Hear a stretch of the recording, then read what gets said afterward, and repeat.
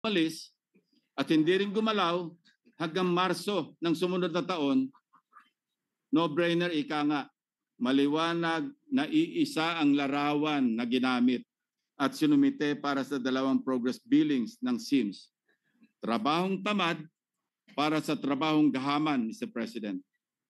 Hindi pa nagkasya rito ang handiwork ng contractor na SIMS at DPWH, my dear colleagues. Sa third and final payment, sumobra pa ang kubra ng SIMS ng 3.9 million pesos, kaya naging 14 million pesos. Kung susumahin natin, ang kabuuang siningil ng SIMS ay umabot sa 96.499 million pesos o 3.9 million pa more sa original contract price na 92.585 million pesos. But lo and behold, aprobado ito, certified, checked, and reviewed by the BGC boys na sina Project Engineer RJ Dumasig at JP Mendoza, ang monthly certificate of payment para sa statement of work ng SIMS, kasamang dagdag na 3.9 million pesos sa revised contract.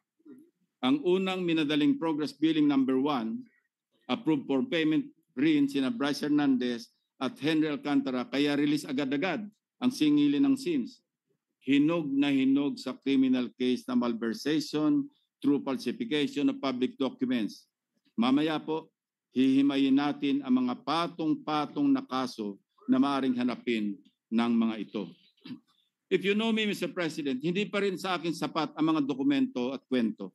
Kaya muli ko pong pinalakad ang aking team upang makita ng sarili naming mga mata ano ba talaga ang lagay ng proyektong ito sa Barangay Perez, Bulacan, na katatapos lamang ngayong Mayo. Ang tumambad sa amin, Package A, ng parehong proyekto sa parehong lugar ng Package B sa Barangay Perez, Bulacan. Mukhang na-double whammy tayo ng SIMS Construction at ng mga kasabot nila sa DPWH. Kung nasaan ang Package B na minadaling nabayaran, ay mananatili na lamang guni-guni dahil tanging package A lamang ang nandun. Ito po ang itsura ng Package A na walang pinagkaiba sa ghost project na Package B. Tagpi-tagpi na nga at ang completed na Package A minulto pa sa Package B. Mr. President, SIMS Construction seems to be complicit sa broad daylight robbery na ito. Not once, but twice. Dapat makasuhan din ang kontraktor na ito bukod pa sa forever blacklisting. Marami pang katanungan kaugnay ng proyektong ito, tulad na lamang ng irregularidad sa mga dokumento, pag-release ng bayad sa kabila ng kakulangan ng pirma ng mga kaukulang opisyal. Sa dalawang proyekto sa Barangay Bulusan, Kalumpit, Bulacan, copy-paste din ang modus ng SIMS, Mr. President. Ang masama, dalawang proyekto pa ang hinokus-pokus ng kontraktor at DPWH engineer sa Bulacan.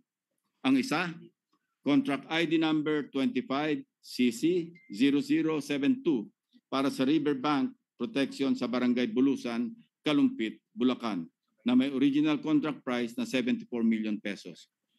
Ang isa naman, Contract ID 25CC0091 para sa flood control structure sa Barangay Bulusan, din mula sa Purok 4 hanggang Purok 5. Ang halaga, 92.7 million pesos. Akala namin, namamalikmata lamang kami noong una namin kinilatis ang mga kontrata, distinguished colleagues. But documents clearly show not only how unscrupulous but also how brazen these people can be. Parehong petsa ng notice of award ng dalawang contracts noong February 17, 2025. Pareho din ang petsa ng notice to proceed, February 25, 2025. Pareho pa ding may revised contracts na ang markup ay pareho pa ulit na 4%. At ang ultimong panggagago, Mr. President, sa loob lamang ng 15 araw mula February 25 hanggang March 12, parehong 89% ang completion rate ng dalawang proyekto. Hindi lang yun. Siyempre, sabay din ang singil ni SIMS para sa second and final payments noong April 4, 2025.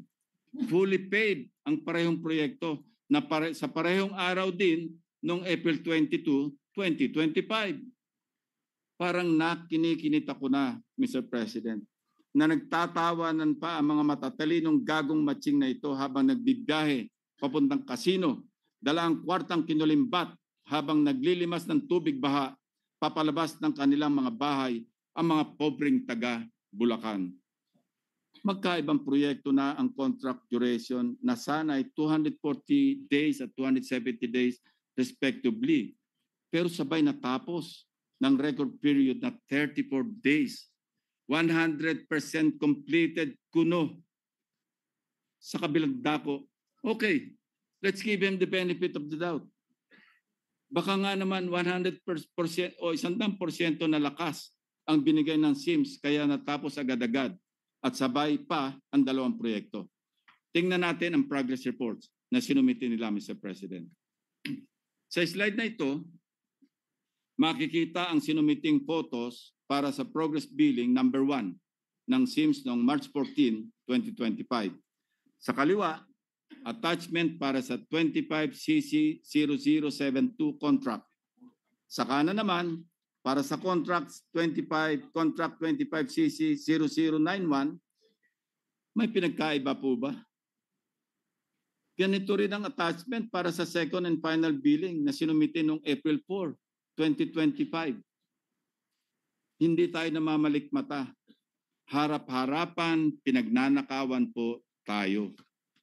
Mr. President, sa kabuuan, 174,699,499 pesos and 11 centavos ang halaga ng dalawang proyektong ito. Base sa sinumite ng DPWH sa isang report sa Blue Ribbon Committee hearing, sinasabing ang contract ID 25CC0072 ay walang istruktura. Kaya ghost project po talaga ito. One project for the price of two. Hindi po ba sadyang panggagago na ito?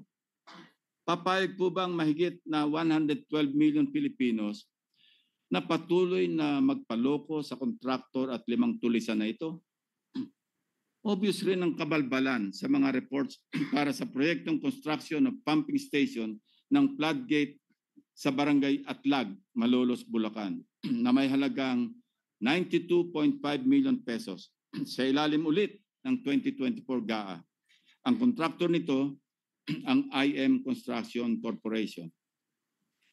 Base sa mga sales invoice, 4 na beses nakasingil ang kontraktor para sa kabuuan ng proyekto mula October 2024 hanggang Mayo nitong taon, kasama ng 15% advance payment. Nakikita po niyo sa screen ang mga petsa ng request for progress billing noong December 20, 2024, February 24, 2025, at April 29, 2025. At mapapansing pareho ito sa style ng SIMS, Mr. President.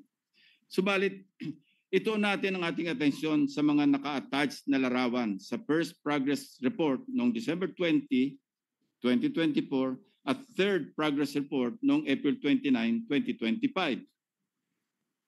Ang sunod na mga litratong ito ay may petsang December 2024 at April 2025 pa rin.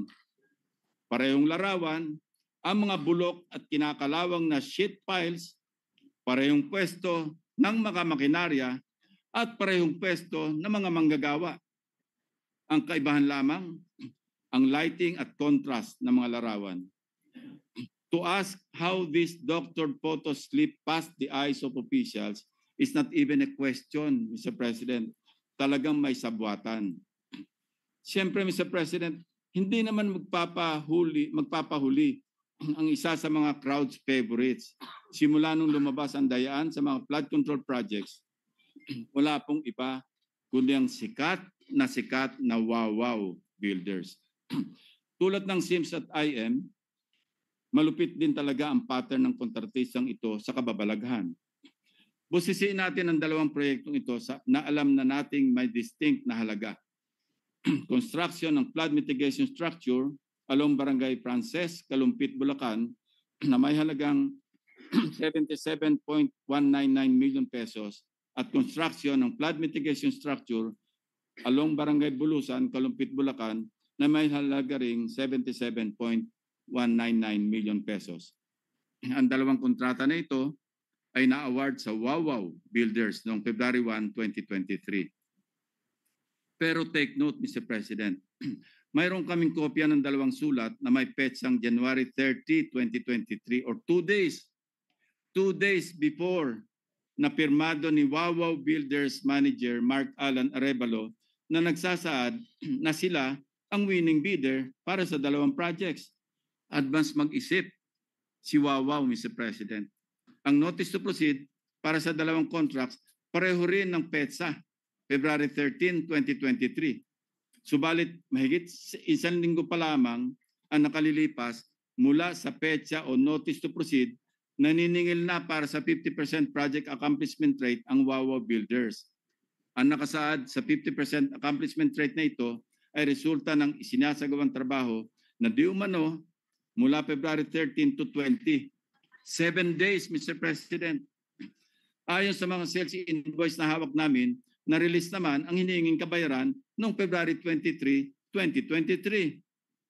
Ang kalahati ng kabayaran at retention fees again for both projects ay naatado naman sa release mula April hanggang July 2023.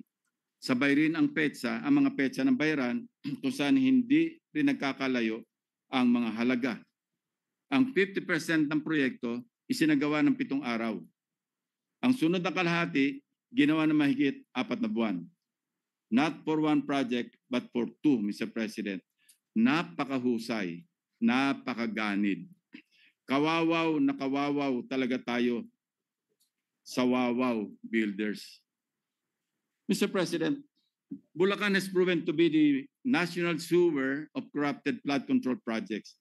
Hindi na nakapagtataka na marami ang nagkalkal ng record ng mga kontraktor sa buong probinsya.